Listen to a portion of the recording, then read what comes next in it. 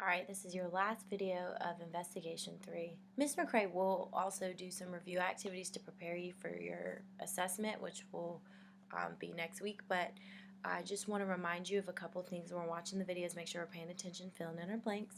If we have any questions, feel free to pause and ask your teacher. So when we talk about forms of government, there's one form of government we have to address that's a little bit different from democracy. Could be similar to absolutism.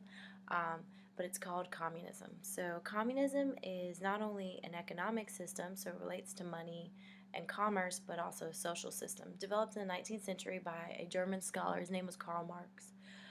Karl Marx wrote the Communist Manifesto in 1848 or 1849. And so what he wanted, and this is in part to or due to the Industrial Revolution, is that he wanted communism to be a form of government where it controls all the means of production. So when you think of production, you need to think industrialization, and they are owned in common rather than by individuals. So that means owned by the government and all people than individuals. It's also known as Marxism. Communism is an extreme form of socialism, and I'll give you a breakdown of what socialism looks like in a few minutes. So why this new idea? This new idea comes about in the 1800s due to industrialization, the Industrial Revolution. If you remember when we learned in class, the social hierarchy under the Industrial Revolution or industrialism looked different. First of all, farmers, we didn't need as many of them, and many people moved to cities. Remember that term is called urbanization.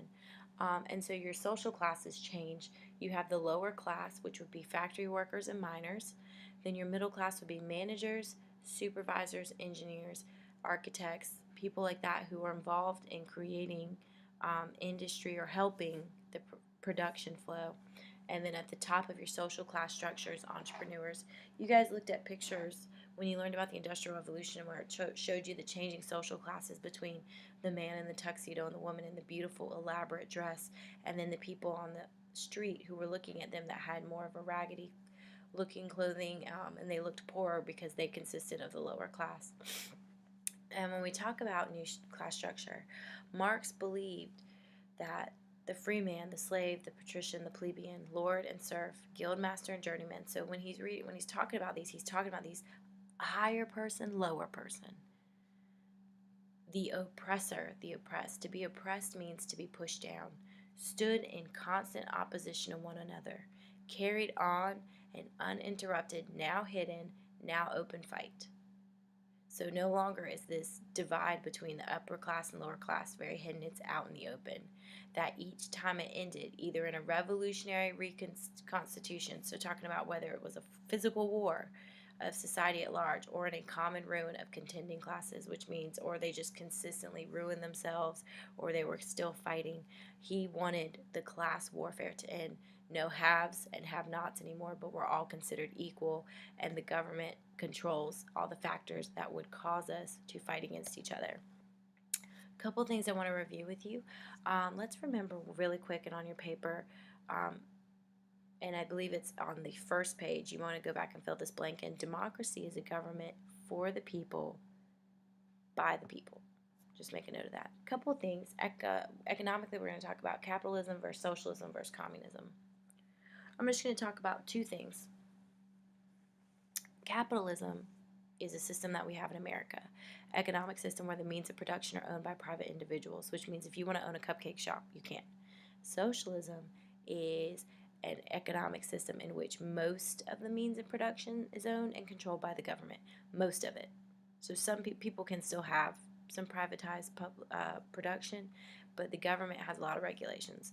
And then communism is an economic system. In theory, it's usually not successful in the world because we put dictators in place where all goods are owned collectively and a payment of income is based on the need. So you could be a doctor, somebody else could be a street sweeper.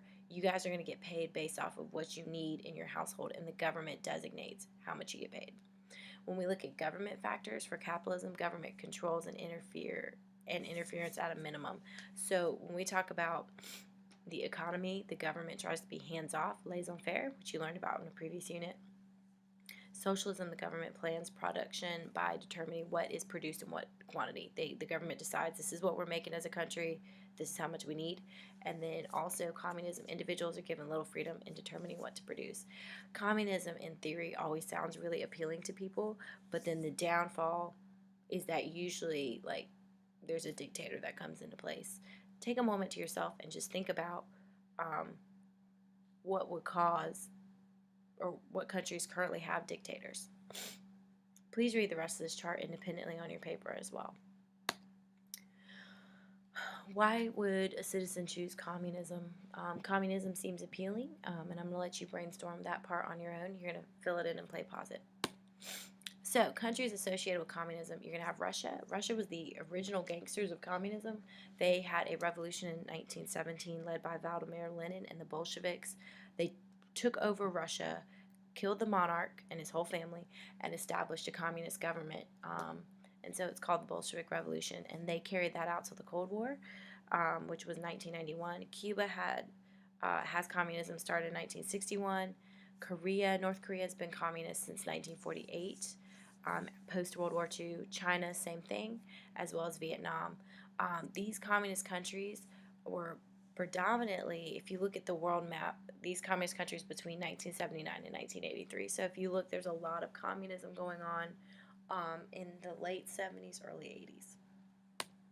All right, also, do not forget the rule by God, divine right, or absolute rule. Rule by the people is a democratic rule, and then rule by workers is communist rule. Please raise your hand and let me know if you have any questions. Thank you.